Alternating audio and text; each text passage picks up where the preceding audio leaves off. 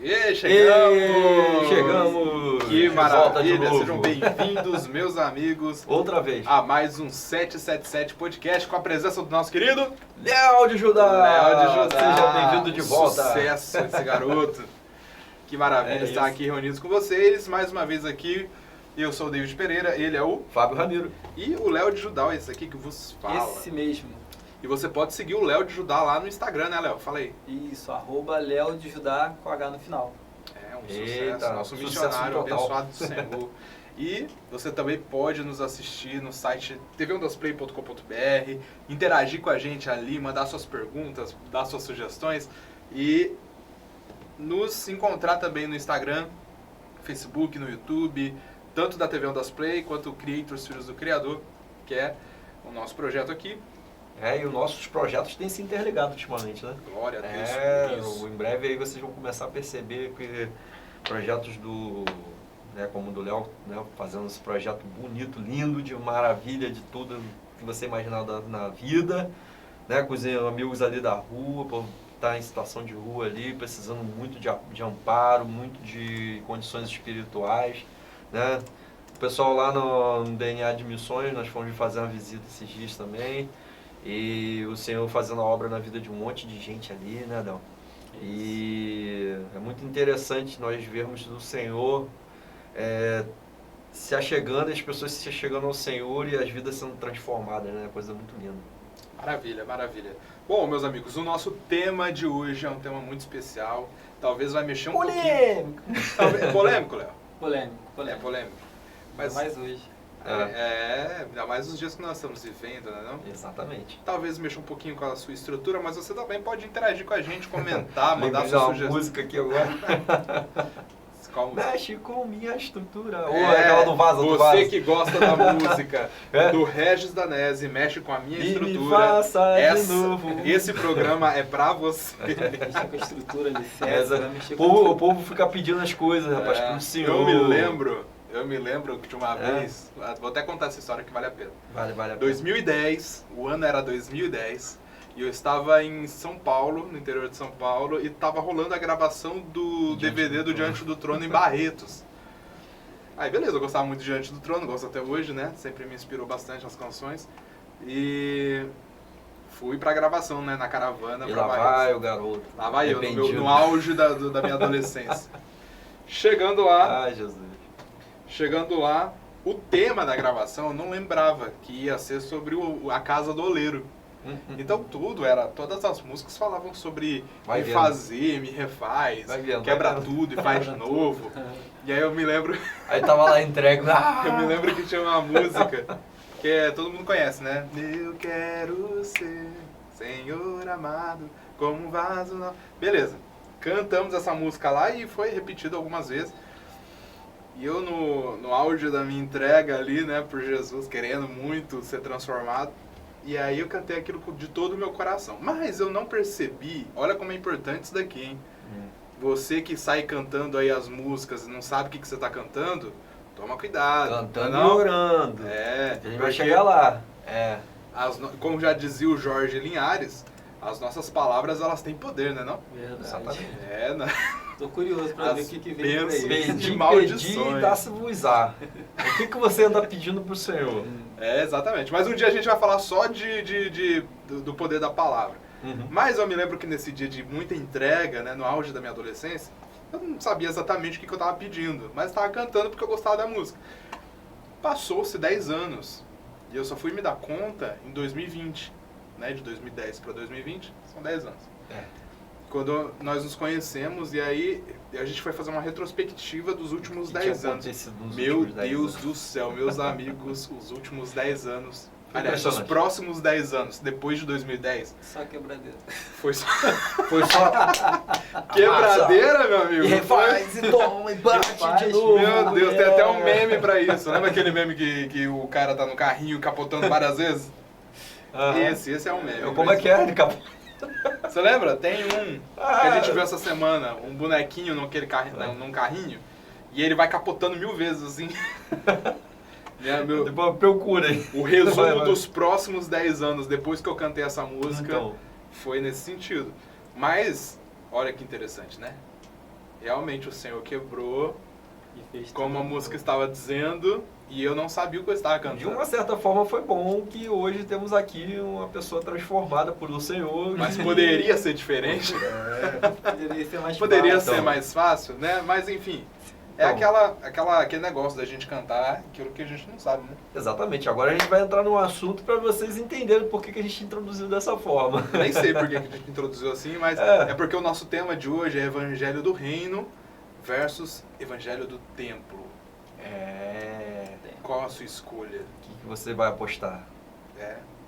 Qual a aposta, né? Qual a sua aposta? Ah, lembrei, é porque a gente estava falando sobre mexer com a estrutura, né? Uhum. Você estava cantando aí a música do Regis Danese, que é Então. uma bênção, graças a Deus pela vida do Regis. Um beijo, Regis Ó, Danese. ó. Se um dia você ver esse vídeo, É. né? Mexe com a minha estrutura, você tem que saber o que você está cantando. Exatamente. Qual é a intenção que você está querendo que o Senhor mexa com a sua estrutura? É para você se tornar um cidadão como Jesus Cristo, né? Ou simplesmente para cantar porque é bonitinha a letra e coisa e tal, porque quando você pede algo para o Senhor, ele tem uma certa tendência de atender, né? isso E aí. nós vamos falar sobre isso aqui hoje no programa. Bora lá, Léo, sobre a sua perspectiva. Na verdade, Jesus ele estava falando algo muito interessante, né? E ele vem trazendo a ideia do reino de Deus, a Bíblia, né? Ela vem trazendo a ideia do reino de Deus em 3 fases. A gente percebe que no Antigo Testamento, por Moisés e os profetas, eles viviam anunciando que chegaria o reino de Deus. Sim. Quando vem ali, até João Batista também ainda estava anunciando que chegaria o reino de Deus, que estava muito próximo. Então Isaías foi levantado ali no deserto. Isaías não. João Batista foi levantado ali no deserto como a voz que prepara o caminho do Senhor. Né? Quando Jesus chega, ele diz que chegou o reino de Deus. É chegada a hora. É chegado o reino de Deus. E ele diz mais, o reino de Deus ele não é com aparência exterior, ele não vem com aparência exterior.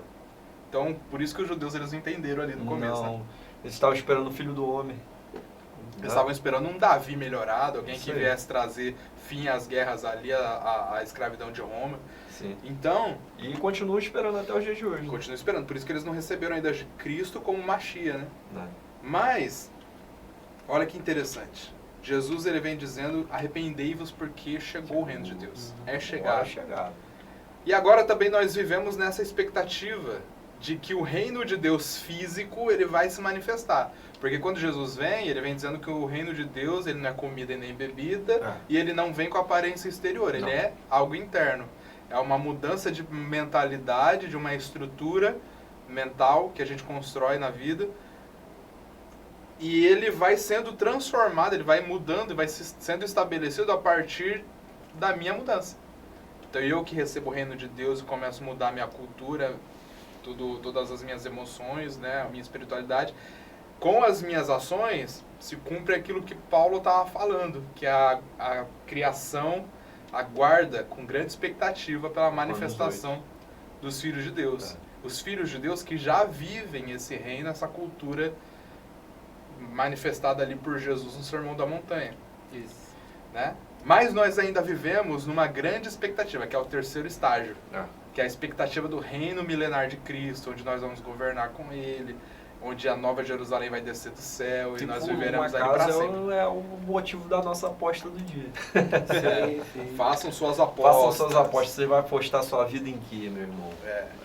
Muita gente... Nosso título é 777, né? Muita gente associa o 777 àquela ideia de cassino, Las Vegas, aposta.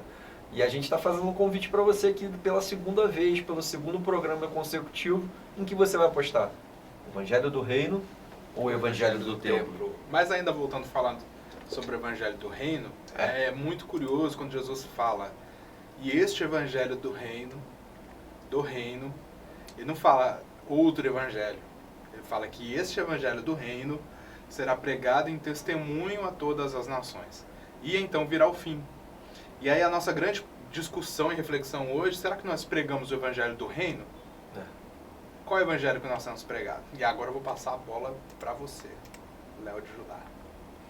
É isso, esse conflito, né, de ideias, você olha na Bíblia, parece que é uma coisa somente daqueles tempos, né, quando Jesus ele chegou e ele falou, anunciou esse evangelho, né, do reino. ele estava falando sobre o templo e hoje a gente faz analogia com as igrejas, que tem feito cada vez mais templos, né? Espalhando igreja para tudo quanto é lado.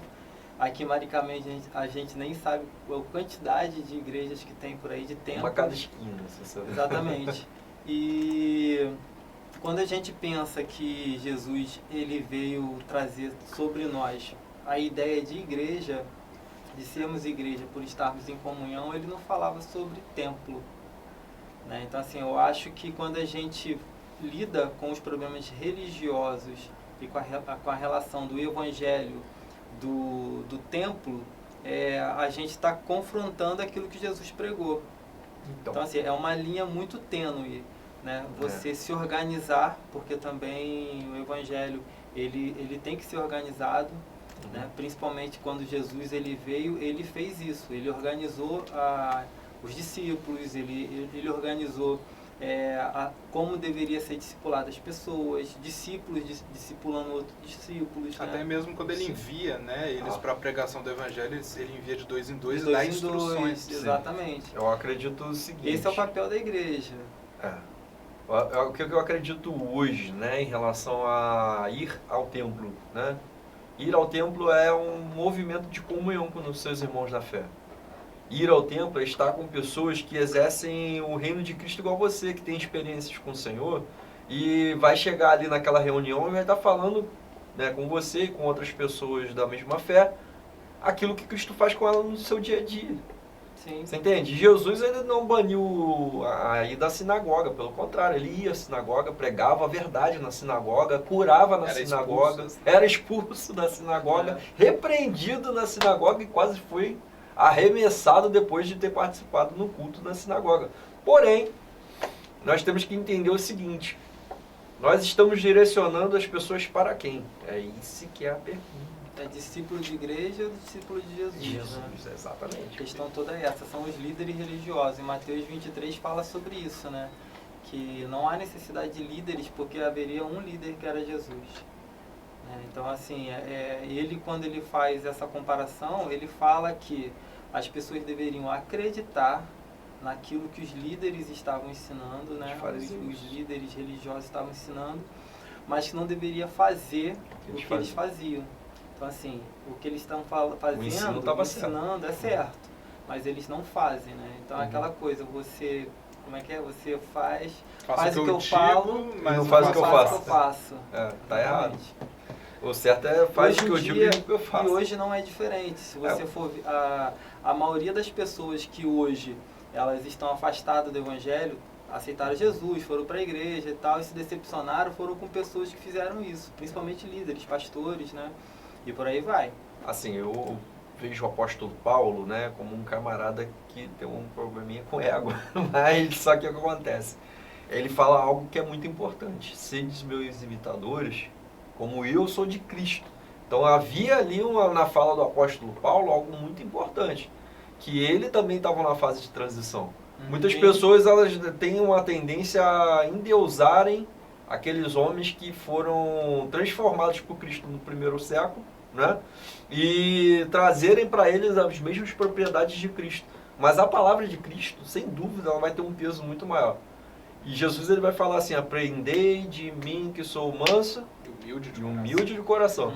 A partir do momento que a pessoa ela diz, né, que a pessoa ela vai ser transformada a partir do momento que ela tiver em denominação XYZ, ela tá com um problema, cara. Sério isso? Você entende? Porque é só naquele grupo de pessoas ali que a pessoa ela vai ser melhor, ou quando ela se aproximar de Cristo? Uma coisa que é interessante, por exemplo, para basear isso aí que você está falando, sobre o ensinamento de Jesus ele ser o superior acima dos outros ensinamentos que a Bíblia nos traz, né, acerca dos apóstolos, Pedro, João, que escreveu tantas... João também, né? João, mas Paulo, que escreveu tantas cartas de orientação para a igreja. Nós não estamos aqui invalidando, pelo contrário, nós estamos aqui afirmando isso, sim. mas também dizendo que superior a Paulo e os seus escritos de orientações, nós temos as palavras de Jesus. Sim. Você vai pegar uma situação muito parecida com o que você falou agora, quando Jesus fala: eu sou manso e humilde de coração, vocês devem aprender de mim. E quando você vê o comportamento de alguns dos apóstolos, em determinados momentos da Bíblia, por exemplo, Paulo, quando ele não tem paciência com aquele outro jovem que estava ali e ele manda... Entrega para Satanás. Entrega para Satanás. Com certeza não era uma atitude de Cristo. Não. Numa situação parecida. Então você percebe que há temperamento, você percebe que há personalidade, são coisas diferentes. Hoje ia ser polêmico, porque é o seguinte, quando Paulo ele vai falar isso, ali no mesmo Coríntios, ele vai estar falando o quê? Olha só. Se não tivesse amor... Você tá entendendo? E depois ele vai estar falando para recondicionar essa pessoa que no início da carta ele está mandando entregar para Satanás. Você percebe que existe um desenvolvimento da fé e do comportamento humano ali. Né? Exatamente. Não é igual a nossa vida. O tempo todo nós somos estimulados ao que? A maturidade. Sim. Assim, você vai perceber o Paulo falando também que ele, quando estava em prisão, né, que ele era esbofeteado todo dia. Por conta daquilo que ele tinha na carne. O que ele tinha na carne? Assim, quando eu começo a perceber algumas coisas em Paulo que tem a ver com a questão do ego, eu começo a perceber que não é aquilo que algumas pessoas dizem por aí. Você entendeu? Que algumas pessoas dizem por aí que poderia ser uma questão de pecados sexuais, parará. Eu acho que é um pouco além, que até porque Paulo ele é celibatário, ele deixa isso muito claro, né? Mas só que eu começo a perceber que não, eu começo a perceber que ele começa a trazer algumas linguagens conforme ele vai amadurecendo, né, na fé e na vida, que demonstram que ele está cada dia que passa mais meio que saindo de cena e trazendo Cristo como elemento. Isso, você não vê falas como aprendei de mim. Sim. Que Cristo seja o alvo, que ele seja o centro. Você vai ver Paulo mudando a linguagem dele com o decorrer da vida dele nas cartas. Né? Você percebe, né, o desenvolvimento da maturidade dele nas cartas. Sim. E uma coisa que é interessante, né, nós temos pregado qual é o evangelho? O evangelho do reino de Deus ou o evangelho do templo? Uma coisa que é interessante, que nós estávamos conversando esses dias, sobre... Uma situação bem... Não, sobre, por exemplo, muitas pessoas vieram para Cristo durante os séculos aí da igreja por medo. Muitas pessoas hoje estão dentro de templos por causa do medo que foi construído na cabeça delas em relação ao inferno. Claro que a gente não quer ir para o inferno, mas será que não é mais interessante, quando for pregar o evangelho, anunciar o reino de Deus? E o que é o reino de Deus? O que Jesus veio anunciar? Exatamente. Jesus veio anunciar o reino de Deus para nós termos medo do inferno, ou ele veio anunciar o reino de Deus porque no reino de Deus nós teremos plena alegria para sempre?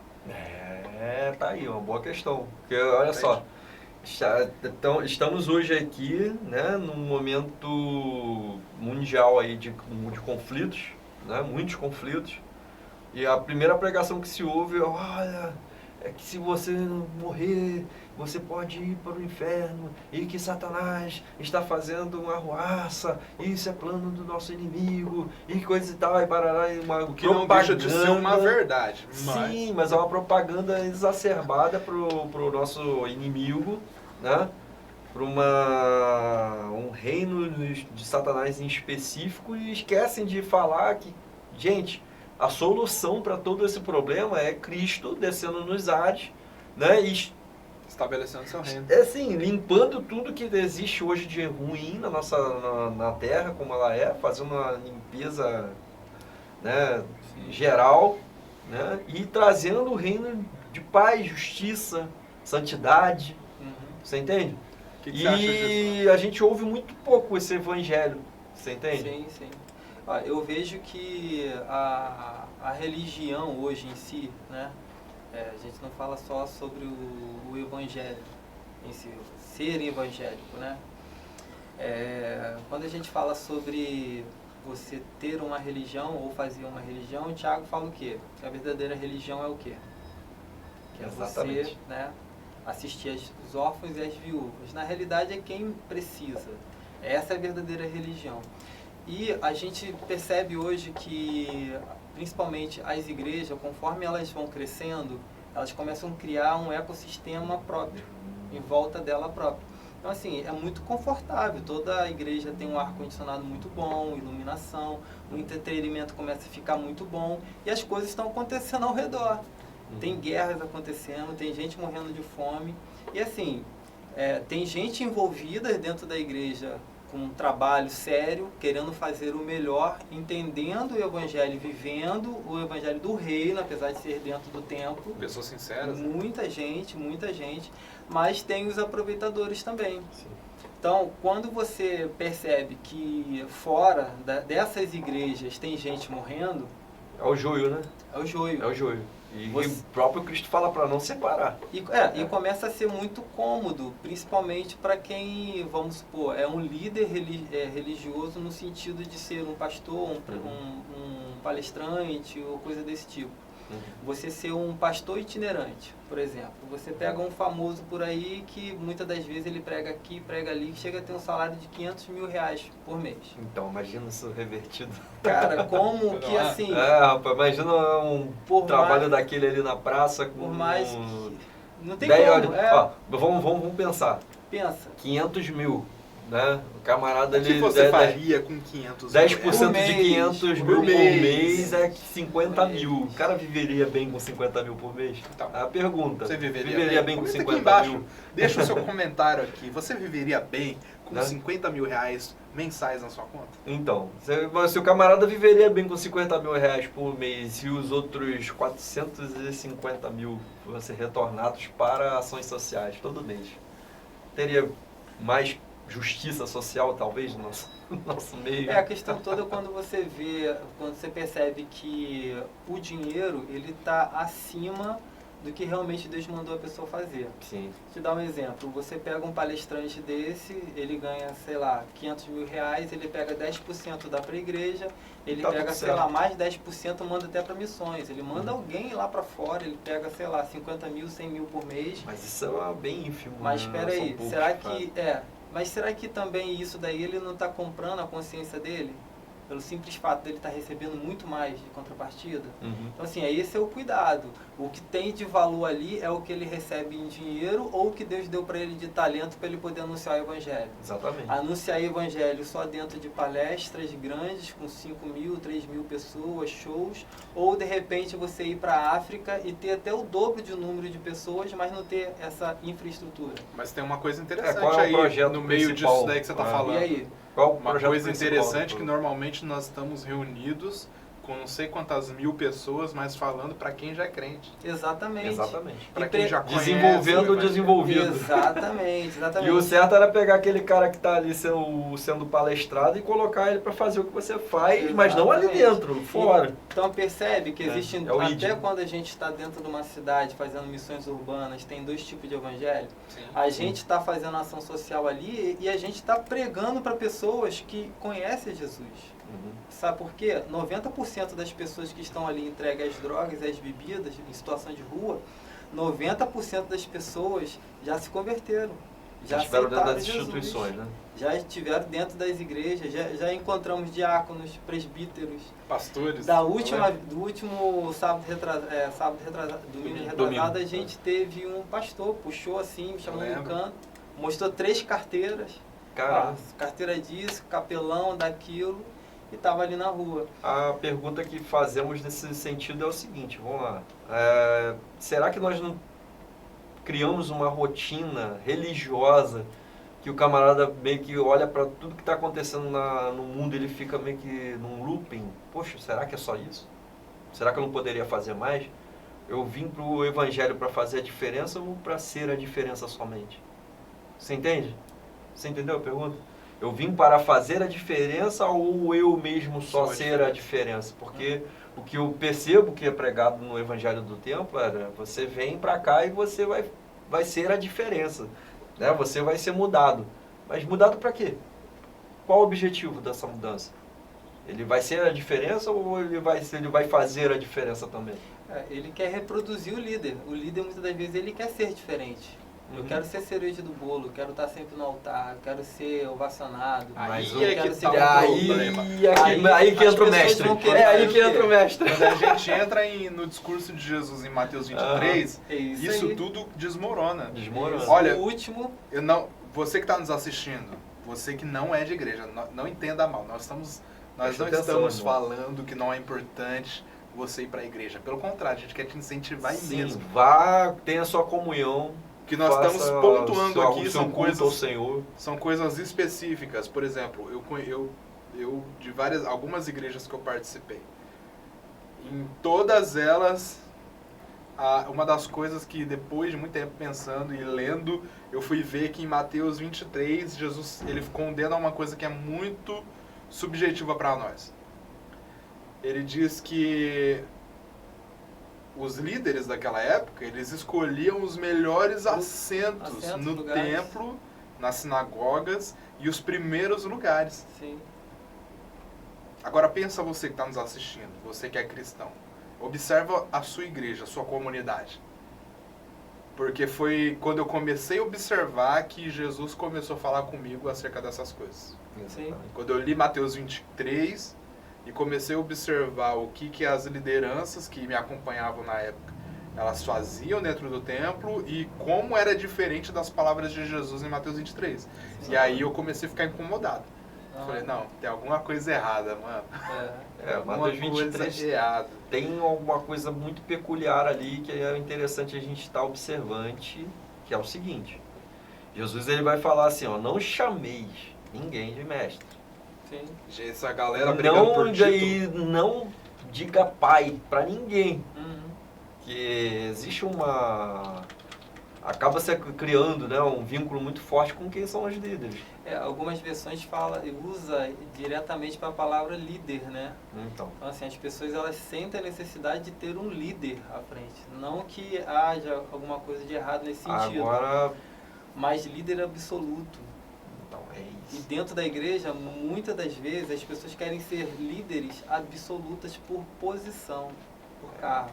Mas aí você acaba trazendo pros ombros dessa pessoa um fardo que Jesus falou que não ia te dar. Não ia. Falou, vem de após mim porque o meu fardo é leve e o jugo é suave. Aí o camarada ele pega o jugo de Jesus, o que era pra gente lançar sobre ele, e pega pra si. Jesus fala isso em Mateus 23, né? Exatamente. Os líderes de lá faziam isso. E hoje não é diferente. Não é diferente, gente. Não é diferente. Aí o que acontece? O camarada o cara ficava o tempo todo pegando o cisco e esquecia que ele tinha uma trave nos olhos. Peraí, tá todo mundo no processo, irmão. Verdade. Então, o único que tá aqui entre vocês que vem da eternidade sou eu e o Pai. Nós temos noção de eternidade, vocês não. Então, se existe alguma coisa com noção de eternidade, vocês ainda estão muito crus, tem muito a aprender. 120 anos é muito pouco tempo para uma eternidade, cara. Pensa que um dia para Deus é como 1000 anos. Você não tem nem 10% disso. Na sua vida inteira.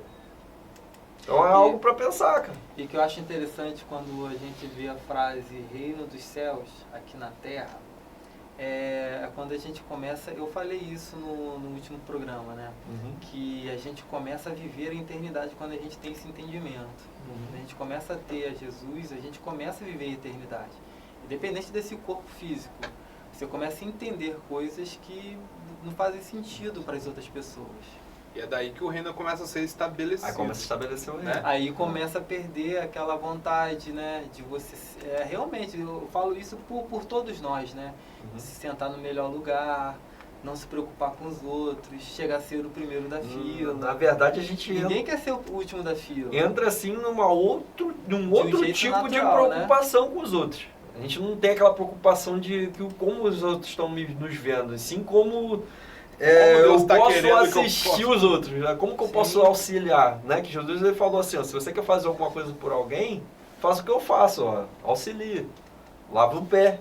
Eu vou te dizer uma coisa que eu me lembrei aqui agora, uma das coisas que a Ariadna falava muito, Sim. né? Falava não porque ela não morreu, ela ainda fala. Uhum. Só que não nesse momento que agora que ela está em missão. Mas uma coisa que eu aprendi com ela foi que nas pregações dela ela sempre falou muito, né? Que o poeta ele escreveu algo muito interessante. Ele disse que ele eu vi o coração de Deus. E o coração de Deus é uma chaga aberta, uma ferida aberta. Então eu percebo pela vida da Ariadna, né, uma das nossas missionárias da Jocum, um esforço da parte dela de querer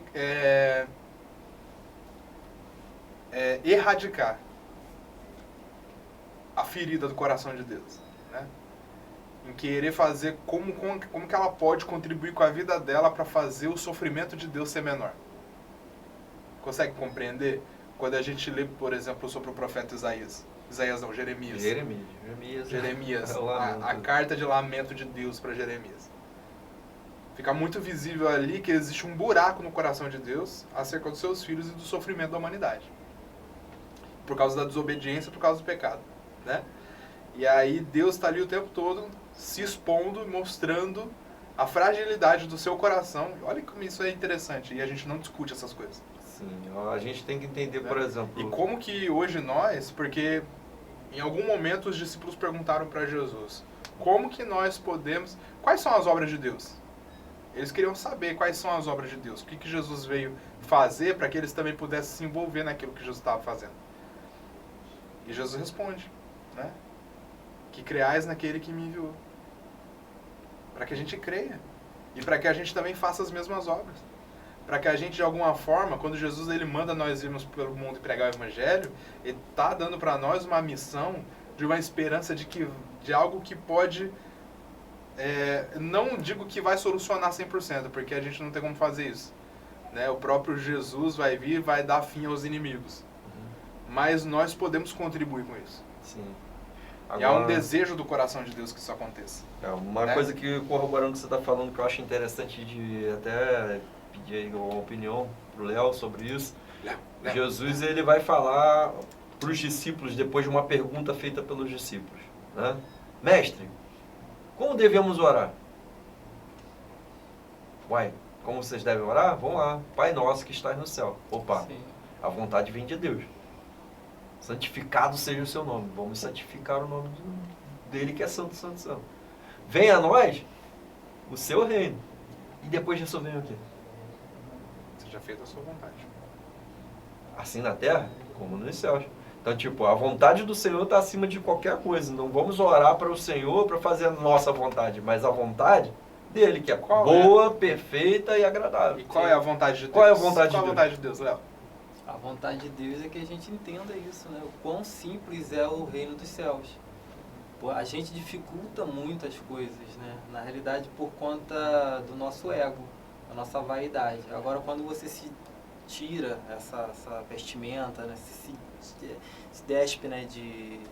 Dessa roupagem de vaidade, de conforto, do orgulho, você começa a olhar para o seu próximo, né? Jesus ele deixou 2 mandamentos, né? Primeiro amar a Deus, assim, todas as coisas, e depois o seu próximo. E por último ele deixou mais um novo, né? Que era amar como ele nos amou. Então assim, ele só intensificou um pouquinho você amar o próximo. Porque se você não se ama muito bem, a maneira que eu vou te amar talvez esteja compatível com a minha vida. Eu já não me amo muito bem. Agora, quando Jesus fala assim, não, você deve amar o próximo assim como eu te amo, a responsabilidade muda completamente. Eu lembrei de um testemunho. Sobe o patamar, né? Muito. Eu lembrei de um testemunho que eu ouvi há pouco tempo atrás também, né? Dizia que uma jornalista aqui do Brasil, ela foi para fora para cobrir uma matéria sobre a guerra, né? Inclusive, estamos num momento muito propício para falar sobre isso. E uma das meninas que ela entrevistou, ela disse assim para essa jornalista: olha, eles levaram os nossos pais e mataram toda a nossa família, só sobrou meu irmão. Só que o meu irmão, eles também levaram o meu irmão. E eu não sei se meu irmão está vivo ou não. E eu já perdi as contas de quantas vezes eu fui violentada sexualmente. Na maioria dessas vezes que eu fui violentada sexualmente, foi por bambus. Entende? E aí aquela jornalista ficou assim, que ela nunca tinha visto algo parecido, né? Nunca tinha ouvido um relato desse. Voltou pro Brasil. Quando ela voltou pro Brasil, a imagem dessa garota não saía da mente dela. E pela imagem não sair da mente dela, ela foi perguntar para Deus, eu tô comendo aqui, a imagem dessa garota não sai da minha cabeça, o que eu faço? E aí Jesus respondeu para ela, falou: olha, esse é o rosto que eu dei para você. Você nasceu, você só existe por causa de rostos como esse. O que você vai fazer com essa informação? O que você vai fazer? Você vai interceder por ela? Você vai dar um jeito de ajudar de alguma forma? Você vai mobilizar pessoas? Entende? Então, existem coisas que Deus, ele, por mais que ele possa fazer, mas ele conta com a nossa participação. Sim, a gente convida a fazer a varreção Entende? quintal, né? Para o mundo ser mais limpo. Olha para a guerra que está acontecendo em Israel hoje. Não é muito diferente disso. Pelo contrário, nós temos muitos relatos e vídeos, coisas que nós vimos. São coisas horríveis. Mais de 40 bebês ali encontrados mortos, alguns decapitados. Entende? Como que a gente pode se envolver com o coração de Deus e como que Jesus olha para essas coisas? Como que Deus está olhando para isso tudo?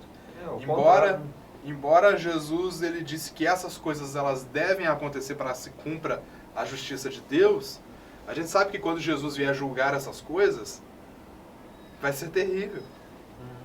Vai ser terrível, né? Mas como que fica o pai olhando para os seus filhos no meio de uma situação dessa? E como que nós podemos nos envolver com isso? Fica essa pergunta, porque isso é reino de Deus.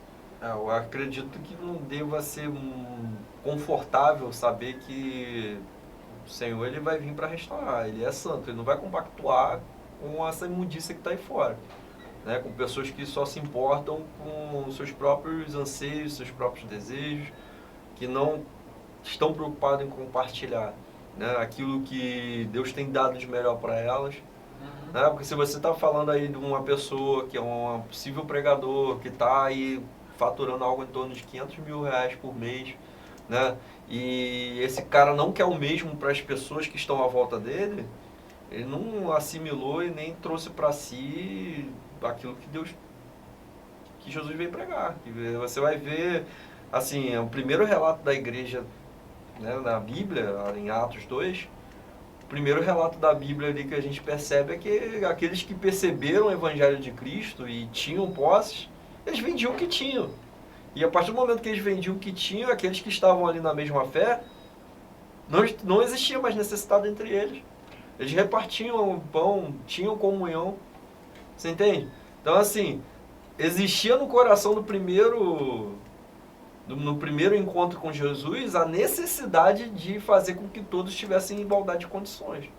Não estamos falando aqui de comunismo, pelo amor de Deus. Pelo amor de Jesus Cristo. Estamos falando aqui não nem de socialismo, nós estamos falando de Evangelho de Cristo. Sim. O Evangelho de Cristo prega, né, que as pessoas elas tenham igualdade de condições, mas, por exemplo, como que a pessoa ela vai ter igualdade de condição se você não tem a paciência de colocar o cara do seu lado e caminhar outra milha com ele? Por isso que Jesus ensinou. Como que você, David, vai entender como eu entendo se eu não tenho a paciência de ouvir você, o que você sabe do que eu sei, né? E eu não tenho a capacidade de chegar para você e trazer o ensinamento que eu tive de vida de Cristo e repasse para você. Exatamente. Você entende? Como que eu vou amar o próximo? Eu vou amar o próximo a partir do momento que eu pego aquilo que eu tenho de informação, que foi benéfico para mim, e repasso para você, cara. Você tá entendendo? Então, tipo, a partir do momento que eu te dou a mesma igualdade de condições, você vai ter a mesma igualdade de condição de fazer o que eu faço. E nós dois juntos vamos caminhar e fazer a diferença. Você está entendendo? Trazendo outras pessoas para fazerem a diferença. É disso que Jesus está falando. Igualdade de condições. Não é, eu vou pegar aquilo que eu tenho e reverter tudo o que eu tenho para aquela pessoa sair dali sem nenhum tipo de forma de sair daquela condição. Entende? A gente está ali, trazendo aquela pessoa para entender tudo aquilo que eu entendi a partir do momento que ele está caminhando comigo e vivendo Jesus Cristo junto comigo e tendo as mesmas experiências que eu tenho, e ele vai querer muito o reino que eu quero. Você entende?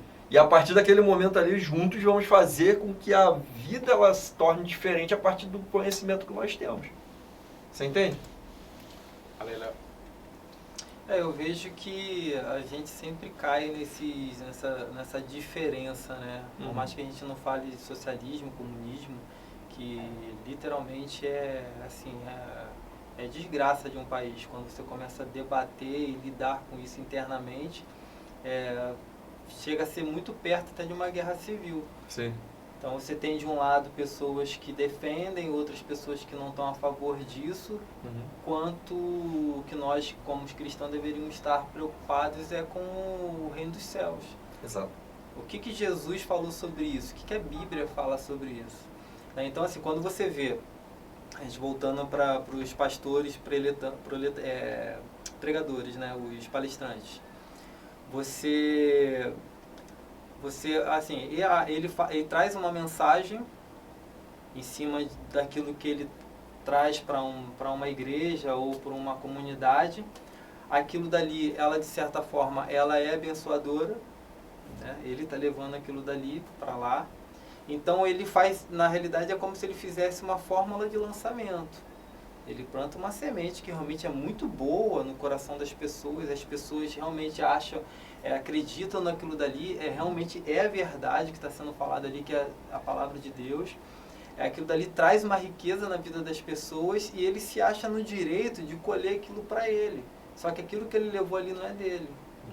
Aquilo que ele levou ali é a palavra de Deus. É o reino dos céus. Então a transformação na vida das pessoas, ela não pode ser comparada com aquilo de benefício que ele pega para ele. Então ele deveria fazer o quê? Ele deveria ser muito mais consciente na maneira que ele vive aqui na Terra.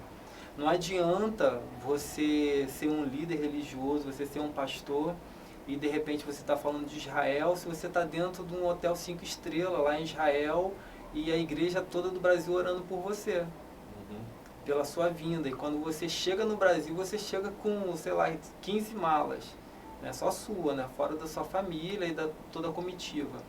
Então assim, e as outras pessoas? Né? E aquelas crianças que poderiam... E aquelas crianças? E as pessoas que estão aqui no Brasil e realmente elas estão passando por muita dificuldade, mas não deixa de estar orando por essas pessoas. E o que estava sendo feito lá? Né? E o que está sendo feito com aquilo que uma viúva entrega de dízimo na igreja de uma pessoa assim? Ou numa oferta missionária, ou numa oferta de um programa, de um evento que tenha. O que está sendo feito com esse dinheiro? Entendeu? Então assim, o dinheiro um dia vai acabar. E esses pastores, esses preletantes, eles vão fazer o quê? Eles vão dar conta disso. Eles vão dar conta das vidas que eles poderiam ter alcançado através desses recursos, não só pela palavra, porque a palavra não é deles. A palavra é de Deus. A palavra é no reino dos céus. Agora, o recurso é que está sendo direcionado para essa pessoa. Deus está entregando na mão dela. Exatamente. Com objetivo, né? Com objetivo. O que ela faz com esse recurso, que é responsabilidade dela. A responsabilidade não é de Jesus. Você me faz lembrar da parábola dos talentos, né? Deus, ele dá um talento na mão de uma pessoa que enterra. Sim. Então, sim. tipo, será que isso não é enterrar um talento? A pessoa, ela tá ali com algo que poderia ser útil para o reino e ela só contribui para si mesma, né? E não contribui em nada para o reino, esconde aquele talento, né?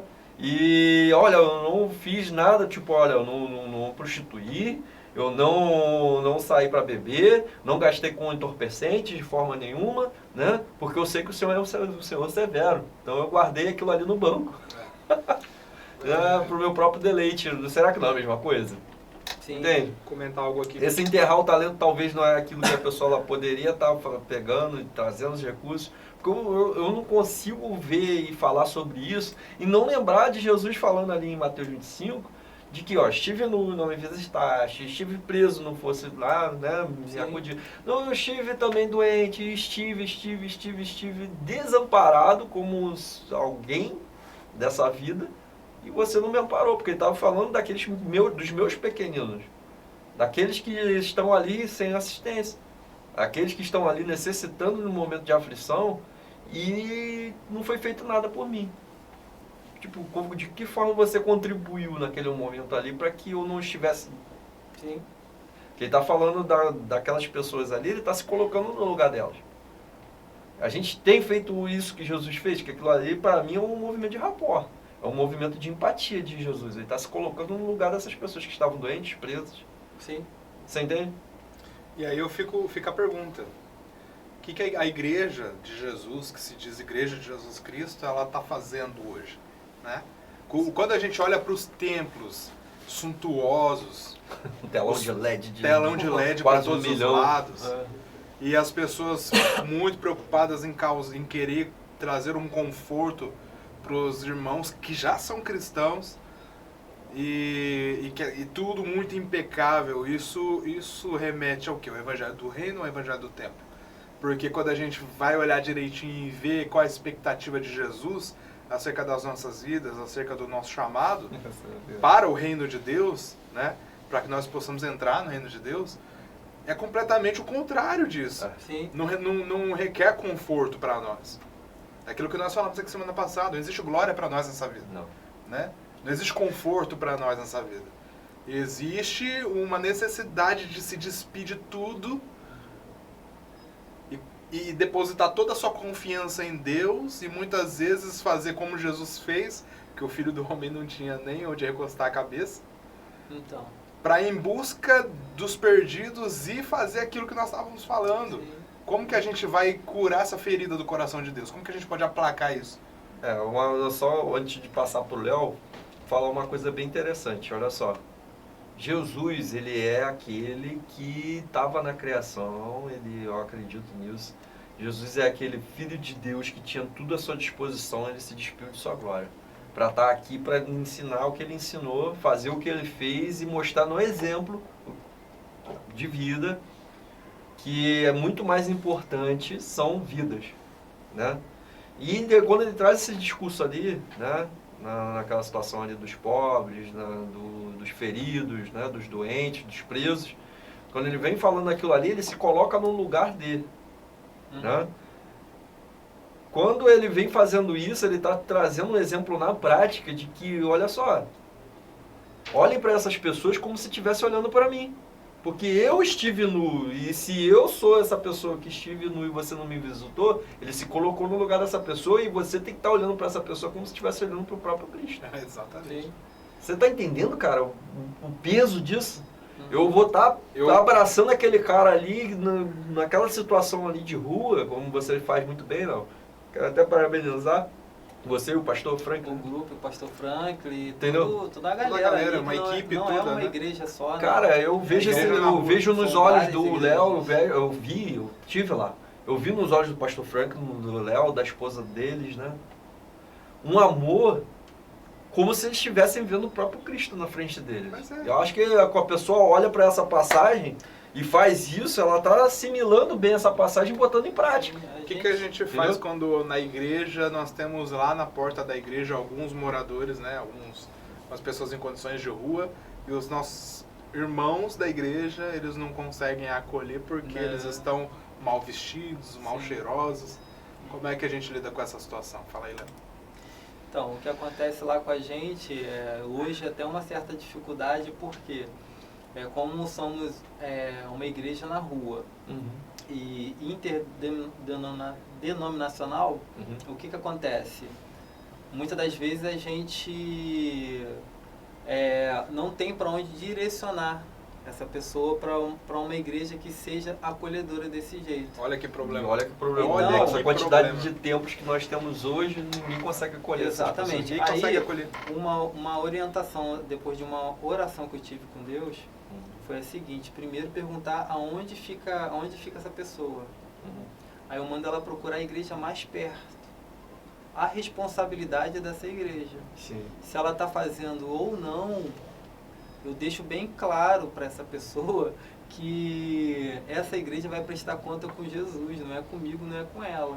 Então assim, ela já vai galera, diferente. se alguém chegar aí direcionado pelo Léo, você já sabe, né? Já sabe, a pessoa ela já sabe que se ela não for bem tratada, a culpa não é minha, a culpa não é dela que está indo lá, a culpa é da igreja, e vai prestar conta não com a gente, vai prestar conta com Cristo. Então, assim, tudo muda quando você mostra a realidade, a verdade. Exatamente, estão sendo direcionados para a sua igreja, pastores. Então preste atenção aqui, você que é da região de Maricá, se diz um pastor evangélico. Não só da região de Maricá. Não, eu estou falando porque ele está dizendo muito claro aqui que ele está direcionando para as igrejas próximas. Então a gente está aqui próximo da Praça Orlando de Barros Pimentel, né? Ótimas igrejas que eu mando com referência, elas vão para lá. Então assim, a responsabilidade não é mais minha.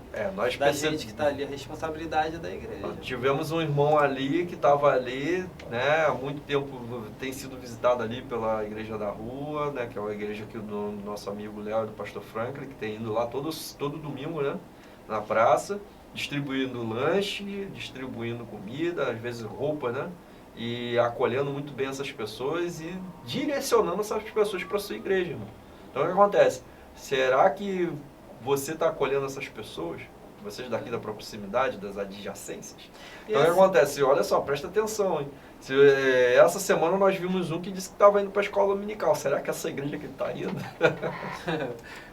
Então, isso daí fica um alerta aí para todo mundo ficar ligado o que está acontecendo. Por quê? Quando Deus faz, Ele não faz num grupo de 1, 2, 3, 5, 10 pessoas. Está acontecendo em São Gonçalo, está acontecendo em Niterói, no Brasil todo, no Brasil inteiro, Deus está movimentando essas no mundo peças. inteiro. Então, assim, é bom, muito bom as igrejas elas ficarem ligadas nisso. Atentas, né? Tem gente trabalhando direcionando. e direcionando. Então, vocês têm que saber receber essas pessoas. Tem que começar a parar de olhar um pouco mais para o telão de LED, né? Para o entretenimento, né? As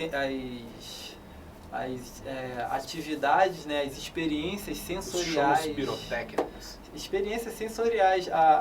Eu lembrei até de uma coisa que lançou aí na internet, eu estava até vendo. Lá em Las Vegas lançaram uma cúpula sensorial, né? Não sei se vocês viram. Sim, vi. Cara, é um universo. E você parece que você está vendo só um palco gigante na frente, mas na realidade ela é 360.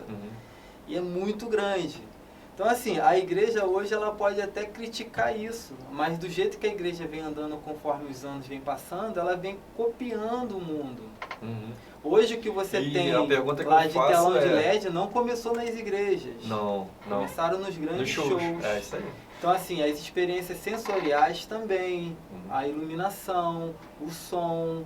Então, assim, a técnica, o método, tudo, não é a igreja que está direcionando. Fumaça, só ver, ó. Fumaça, canhão de luz, tudo. telão de LED. Aí você vai assim, pô, é errado, é pecado isso. Não, mas peraí, a igreja, ela está liderando isso com algum propósito ou ela está copiando o mundo? Eu acho que talvez uma pergunta interessante a ser feita é qual o objetivo da igreja, né? Para que a igreja existe? Sim. Para que a igreja existe?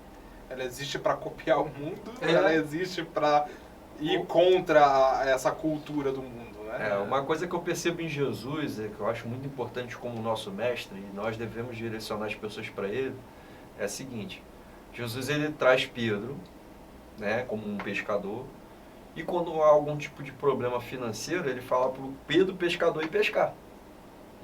E fala, ó, vai lá no lugar tal específico, joga do seu lado direito, lhe dá todas as coordenadas, e Pedro faz uma grande pesca no início, depois faz uma pequena pesca, mas com um valor que ele precisava na segundo plano, entende? Jesus ele vai ensinar o pescador a pescar. Você está entendendo? Ele vai ensinar o cobrador de impostos a cobrar como ele deveria cobrar. Sim. Você entende? Então, assim, eu vejo o mestre também trazendo lições sociais para aquelas pessoas ali, de como eles deveriam se comportar de forma social. Então, o que acontece? Se a gente vai trabalhar e fazer de forma social da maneira correta, vamos ver o que Jesus fez, o que ele falou. Ele pegou os seus discípulos ali e direcionou para o que deveria ser feito da forma correta. Sim. Entendeu? Meus amigos, que papo bom, né? Nós bom. Falamos que talvez mexeria com a sua estrutura, né? Vamos cantar aquela música? Mexe com minha estrutura, sara todas as feridas, me ensina a ter santidade. Quero amar somente a Ti, porque o Senhor é meu bem maior. Faz um milagre em mim. A começar por nós, né? A começar em mim. Vai pra tua música, deixa eu falar. A começar em nós. Meus amigos, que maravilha estar aqui, né? Muito obrigado pela participação. Estamos chegando aqui no final, aquele chorinho, faz cara de chorinho. Deu nem pra começar. Deu nem pra começar. E a gente pegou leve, né? Pegou leve. Leve, muito leve. Perto das coisas que a gente conversa. Não esses assuntos. Nos bastidores, tá muito leve. Tá muito leve. Que você que é daqui das adjacências, quiserem saber um pouco mais de como rola nossos papos, entre em contato conosco. Faça você parte nos do acha nosso ali time. nas redes sociais. E aqui também nesse número que está aparecendo aqui, ó, embaixo da tela. Sim. E a gente deixa a dica aí, se vocês quiserem trazer outro tema, né, para nosso debate aqui, traga para nós. Vai ficar enquete, né, pessoal? Fica enquete. Ó, comenta embaixo desse vídeo, lá no YouTube, lá no Instagram. Isso. E traga opiniões. Vale. Fala aí qual o próximo tema que a gente pode estar falando sobre como apostar no reino de Deus. No reino. É isso, Léo, suas considerações finais, fala aí. É isso, gente, que todos tenhamos uma semana entendendo o que é realmente o reino dos céus, o que é realmente ser igreja e quem é o templo do Espírito Santo. Fica isso daí pra gente poder refletir durante essa semana aí. Até o próximo assunto. Dá pra fritar bastante durante a semana. Fritar. Gente, um beijo no coração. A gente se vê no próximo podcast 777 e aposte no reino. aposte no reino. Tchau, gente. Fica com Deus. Tchau.